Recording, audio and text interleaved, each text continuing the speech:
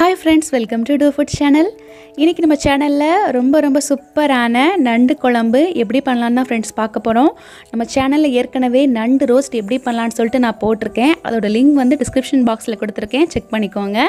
இன்னைக்கு நம்ம பண்ண போற ரெசிபி ரொம்ப டேஸ்டா இருக்குங்க. ரொம்ப காரசாரமா ரொம்ப சூப்பரா இருக்கும். ரொம்ப ஈஸியா செஞ்சிரலாம். சளி டைம் இந்த நண்டு சாப்பிட்டா ரொம்பவே நல்லதுங்க. சளி குறையும். இப்போ வாங்க இந்த ரெசிபி எப்படி பண்ணலாம்னு பார்க்கலாம். நான் இன்னைக்கு இந்த ரெசிபிக்கு கிட்டத்தட்ட 1/4 கிலோ அளவுக்கு நண்டு எடுத்து சுத்தம் பண்ணி வச்சிருக்கேன். நான் இன்னைக்கு எடுத்துருக்க நண்டு வந்து ரொம்பவே சின்ன சைஸ் தாங்க. நண்டு க்ளீன் பண்ணுறது ரொம்ப ஈஸி. நீங்கள் சின்ன சைஸ் நண்டுக்கு பதிலாக பெரிய அளவு நண்டு கிடச்சா அதை கூட பயன்படுத்தலாம். பாருங்கள், இந்த மாதிரி தான் நான் க்ளீன் பண்ணி எடுத்து வச்சுருக்கேன். அந்த கால் கிட்ட உள்ள முள்ளும் அதுக்கப்புறம் உள்ளாடிக்கிற வேஸ்ட்டு மட்டும் எடுத்துகிட்டு நல்லா கழுவி எடுத்து வச்சுக்கோங்க. இப்போ இது கூட அரை எலுமிச்சை பழத்தை நம்ம பிழிஞ்சு விட்டுடலாம். இது எதுக்குன்னா அந்த நண்டில் உள்ள ஒரு மாதிரி ஸ்மெல் இருக்கும், கவிச்ச ஸ்மெல்னு சொல்லுவாங்க, அதெல்லாம் போகிறதுக்காக தான். இப்போ அது கூடவே கொஞ்சமாக மஞ்சத்தூள் சேர்க்கலாம், கொஞ்சமாக உப்பு சேர்க்கலாங்க. நான் இன்றைக்கி கல் உப்பு தான் சேர்க்குறேன். நீங்கள் இதுக்கு பதிலாக பொடி உப்பு கூட சேர்க்கலாம். இது எல்லாத்தையும் சேர்த்ததுக்கப்புறம் ஒரு தடவை நல்லா கலந்து விடுங்க. இந்த நண்டு துண்டுகளோட மஞ்சத்தூள், உப்பு, எலுமிச்சஞ்சாறு எல்லாமே நல்லா ஒட்டணும். நல்லா கலந்து விட்டதுக்கப்புறம் 30 நிமிஷம் இது நல்லா ஊற வைக்கணும். அப்போ தான் அந்த நண்டில் உள்ள அந்த ஸ்மெல்லாம் போகும். இப்போ பாருங்கள், அடுத்தது ஒரு மசாலா பேஸ்ட் அரைச்சி எடுக்கணும். அதுக்கு இந்த மாதிரி இடிக்கிற கல்லில் கொஞ்சமாக இஞ்சி துண்டு சேர்த்துக்கோங்க. ஒரு 5-6 துண்டு போதும். சேர்த்துட்டு இந்த மாதிரி கொஞ்சம் கொரப்பாக அரைச்சி எடுத்துக்கோங்க. இப்போ அது கூடவே ஒரு 5-6 பல் வெள்ளைப்பூண்டு சேர்த்துடலாம். நீங்கள் இதுக்கு பதிலாக அம்மியில் கூட தட்டி எடுக்கலாங்க, நல்லாயிருக்கும். இல்லை மிக்ஸி ஜாரில் கூட இந்த மாதிரி அரைச்சி எடுத்துக்கலாம்.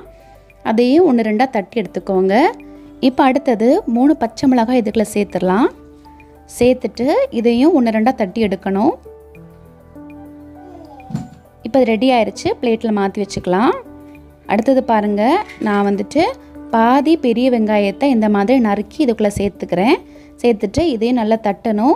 நம்ம வந்து மிக்ஸி ஜாரில் இதை அரைச்சி எடுக்கலாம். இந்த மாதிரி நம்ம கல்லில் அல்லது அம்மி கல்லில் தட்டி சேர்த்து சமைச்சா ரொம்பவே சுவையாக இருக்குங்க. அதுக்கு தான்.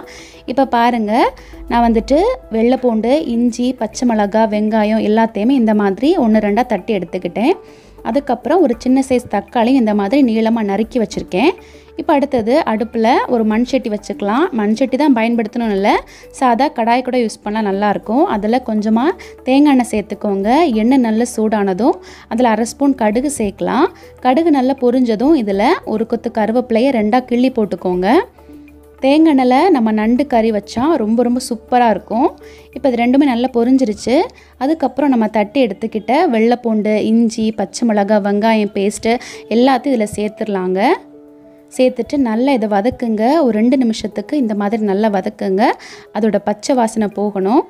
இப்போ பாருங்கள், இந்த மாதிரி நல்லா வதக்கினதுக்கப்புறம் நம்ம நறுக்கி எடுத்த தக்காளியை சேர்த்துடலாம். தக்காளி சேர்த்ததுக்கப்புறம் நல்லா வதக்குங்க. தக்காளி நல்லா மசிகிற அளவுக்கு நல்லா வதங்கணும். நல்லா வதங்கட்டும் இது.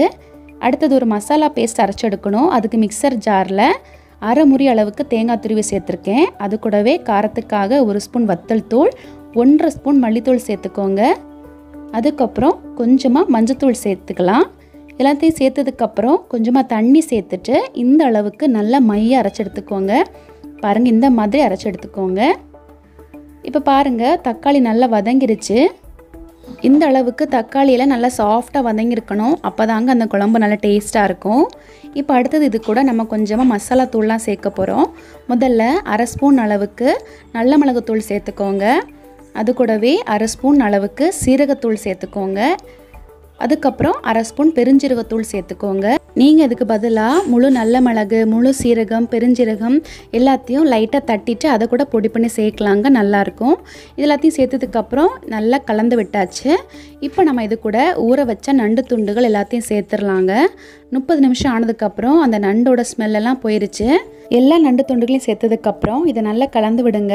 நம்ம ஏற்கனவே வதக்கின அந்த மசாலா எல்லாம் நண்டு துண்டுகளோட நல்லா ஒட்டணும். இப்போ பாருங்கள், இந்த மாதிரி நல்லா கலந்து விட்டாச்சு.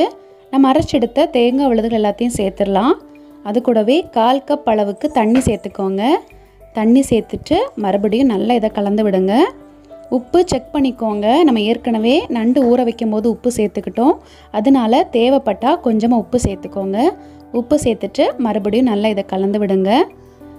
நல்லா கலந்து விட்டதுக்கப்புறம் நம்ம வேக வைக்கலாம். நல்லா மிதமான தீயில வச்சுக்கோங்க. இதை நல்லா மூடி வச்சுட்டு 15 நிமிஷம் நல்லா வேக வைக்கலாங்க. நீங்கள் பெரிய நண்டு எடுத்திங்கன்னா 20லேருந்து 25 நிமிஷம் நல்லா வேக விடுங்க. நல்லா வேகட்டும். இப்போ பாருங்கள் 15 நிமிஷம் ஆயிடுச்சு. திறந்து பார்த்துடலாம்.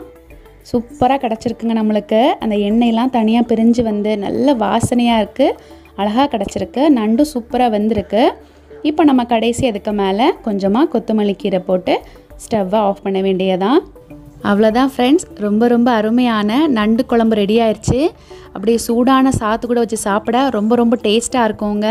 இதில் நம்ம அந்த வெங்காயம், இஞ்சி, பூண்டு எல்லாமே நம்ம வந்து ஃப்ரெஷ்ஷாக அரைச்சி சேர்த்தனால ரொம்ப சூப்பராக இருந்துச்சு. நல்ல டேஸ்ட்டாக இருந்துச்சு. நீங்கள் இந்த ரெசிப்பியை கண்டிப்பாக செஞ்சு பாருங்கள். செஞ்சு பார்த்துட்டு உங்களுடைய ஃபீட்பேக் எங்களோட ஷேர் பண்ணுங்கள். இந்த வீடியோ உங்களுக்கு பிடிச்சிருந்துன்னா மறக்காமல் நம்ம சேனலுக்கு சப்ஸ்கிரைப் பண்ணிக்கோங்க.